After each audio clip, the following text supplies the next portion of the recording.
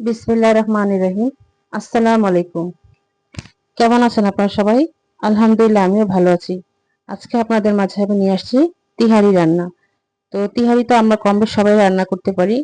তো এখন তিহারিতে যা যা লাগবে আমি যেভাবে রান্না করি সেভাবে আপনাদেরকে তৈরি করে দেখাবো। ইনশাল্লাহ আপনারা আমাদের সাথে থাকবেন। তো যা যা লাগবে, প্রথমে লাগবে পেঁয়াজ কুচি।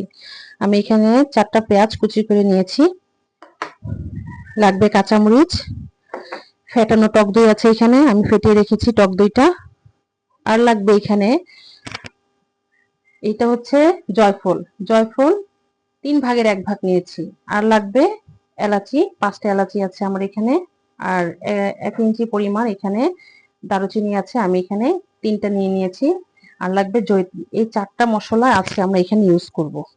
তো এগুলোকে আমি আপনাদের দেখানোর সুবিধার জন্য আমি এখানে এগুলোকে গুঁড়ো করে নিয়েছি। এই যে টালা ছাড়া গুঁড়ো করে নিয়েছি। আর লাগবে ঘি, কেওড়া জল, গোলাপ জল। আর গরুর মাংস নিয়েছি, আজকে আমি গরুর মাংস দিয়ে তেহারিটা রান্না করবো। আপনারা চাইলে খাসি মাংস দিয়েও তৈরি করতে পারেন।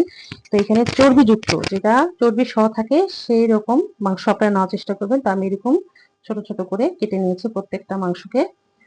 তো এখানে আমার আধা কেজি পরিমাণ আছে, আপনারা চাইলে আরো বেশি করেও নিতে পারেন।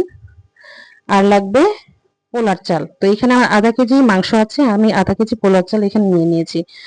তাহলে চলুন, আর রান্নার তেল লাগবে অবশ্যই, রান্নার তেল ছাড়া তো রান্না হবে না। তো তাহলে চলুন আমরা রান্নায় চলে যাই। তো আমরা রান্নার কাছে চলে আসছি, চুলাটা জ্বালিয়ে দিব। বিসমিল্লাহির রহমানির রহিম। চুলাটা জ্বালিয়ে দিলাম। এখানে আমি তেল দিয়ে দিব।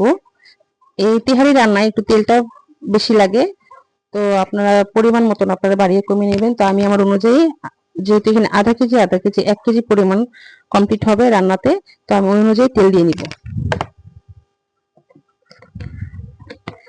বিসমিল্লাহির রহমানির রহিম।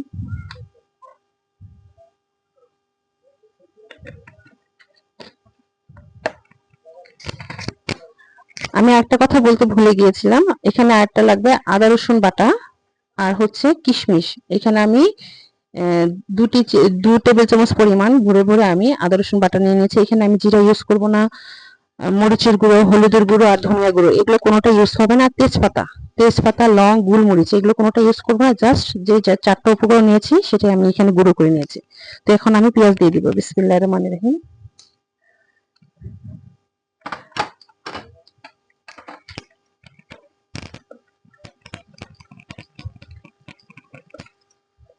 এখন হাই হিটে আমি পেঁয়াজটাকে বেরেস্তার মতন করে নিব।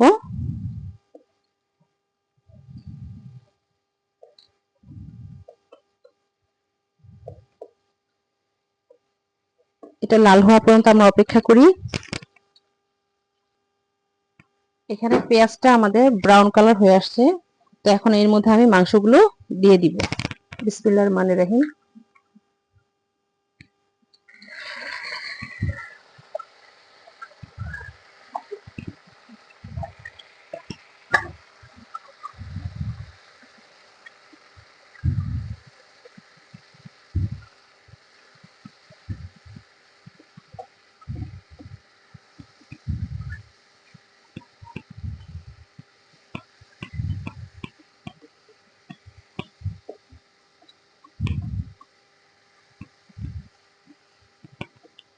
এখন আমি এর মধ্যে আদা রসুন বাটা যেটা আছে সেটা আমি দিয়ে দিব।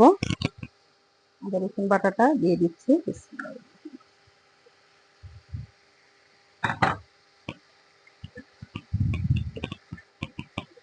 পরিমাণ মতন লবণ দিয়ে দিব। এখানে আমি 1 চামচ পরিমাণ লবণ দিয়ে দিচ্ছি। পরে আবার পোলাওতে দিব আমরা, এই জন্য আমি পরিমাণ মতন লবণটা দিয়ে দিলাম। লাগলে পরে আমরা দেখে আবার দিব। এখন এর মধ্যে আমি ফেটিয়ে রেখেছি যে টক দইটা সেটা দিয়ে দিব। ফেটানো টক দই যেটা দিয়ে দিলাম। আর দিয়ে দিব যে গুঁড়ো করে রেখেছি গরম মশলাগুলো, সেটা দিয়ে দিব।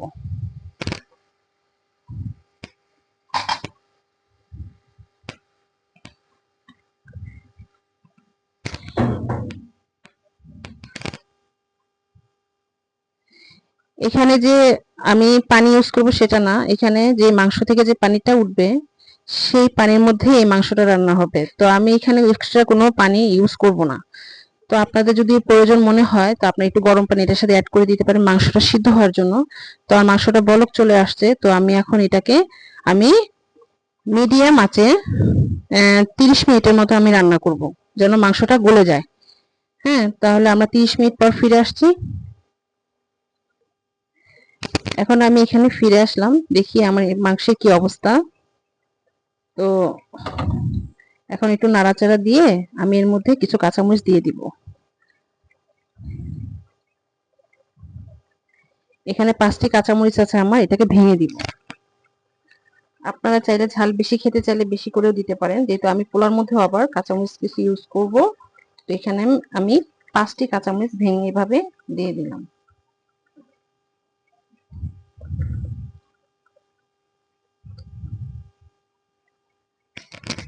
আমরা কিছুক্ষণ অপেক্ষা করব, আবার ঢেকে দিই। আমরা আবার কিছুক্ষণ পর ফিরে আসছি। আমাদের 30 মিনিট হয়ে গিয়েছে। তো আমরা এখন ঢাকনাটা খুলে দেখব কি অবস্থা। মাশাআল্লাহ করে আমাদের মাংস থেকে তেলটা ছেড়ে আসছে। তো এখন আমি নাড়া দিয়ে দিব। বিসমিল্লাহ।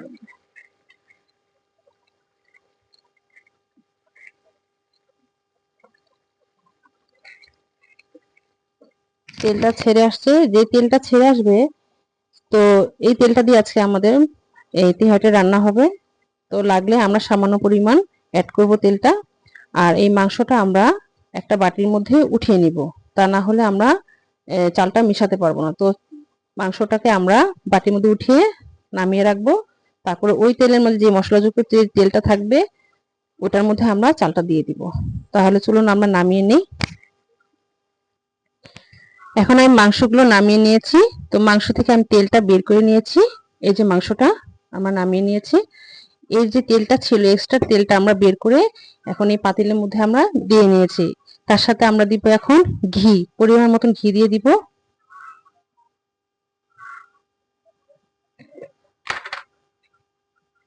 এখানে পরিমাণ মতন 1 চামচ পরিমাণ আমি ঘি দিয়ে দিচ্ছি।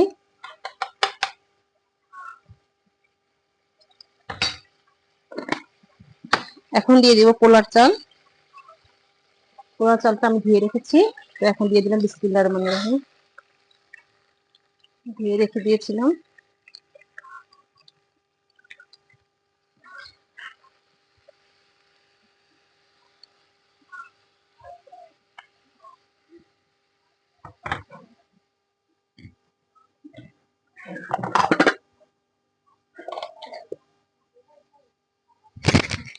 এর মধ্যে দিয়ে দিব কিশমিশ গুলো।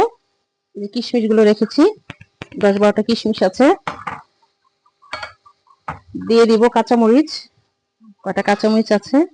পরিমাণ মতন লবণ দিয়ে এখন ভালো করে নেড়ে চেড়ে নেব। এখানে আমি আধা চামচ পরিমাণ লবণ দিয়ে দিলাম।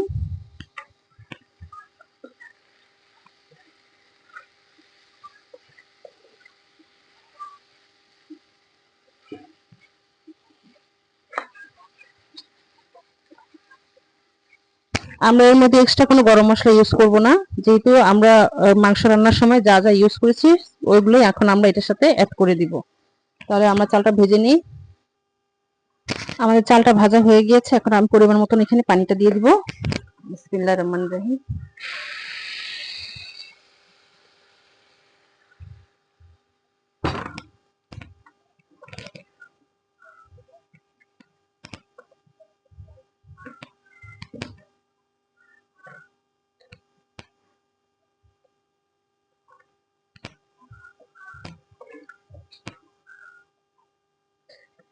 এখন এর মধ্যে আমি একটু 1 চামচ পরিমাণ ভরে আমি গুঁড়ো দুধ নিয়েছিলাম, তো এটাকে আমি এখন পানি দিয়ে গুলিয়ে রেখেছিলাম, তো এখন আমি এই পোলার মধ্যে দিয়ে দিব।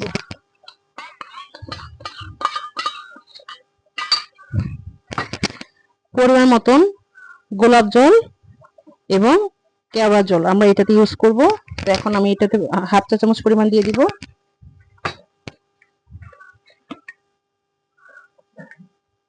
হাফ চা চামচ পরিমাণ আছে গোলাপ জল, আর দিয়ে দিব কেওড়া জল। 1 চামচ পরিমাণ দিয়ে দিলাম। এখন আমরা বলক আসা পর্যন্ত অপেক্ষা করব।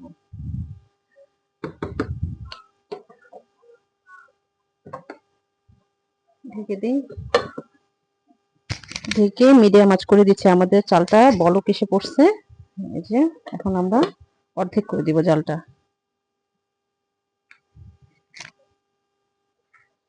চালটা এখন ফুটে আসছে আমাদের। আমি এই পর্যায়ে এখন যে মাংসটা উঠিয়ে রেখেছিলাম সেটা এখন এটাতে দিয়ে দিব। বিসমিল্লাহির রহমানির রহিম।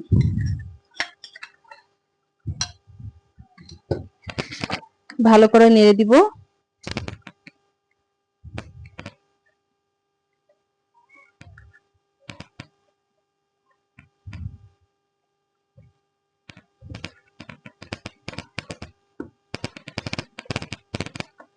ভালো করে নেড়ে আমরা মিলিয়ে দিলাম। এখন আমি এটাকে ঢেকে, এটা টোটাল 20 মিনিট রান্না করতে হবে দমে রেখে। তো আমি এখন 10 মিনিটের জন্য ওয়েট করছি। তো 10 মিনিটের জন্য আমরা ঢেকে রান্না করে নিব। তো 10 মিনিট পর ফিরে আসছি। 10 মিনিট হয়ে গিয়েছে। আমি 10 মিনিট পর ফিরে আসলাম। দেখি কি অবস্থা। আমি দমে রেখে দিয়েছিলাম, একটু নেড়ে দিব এখন।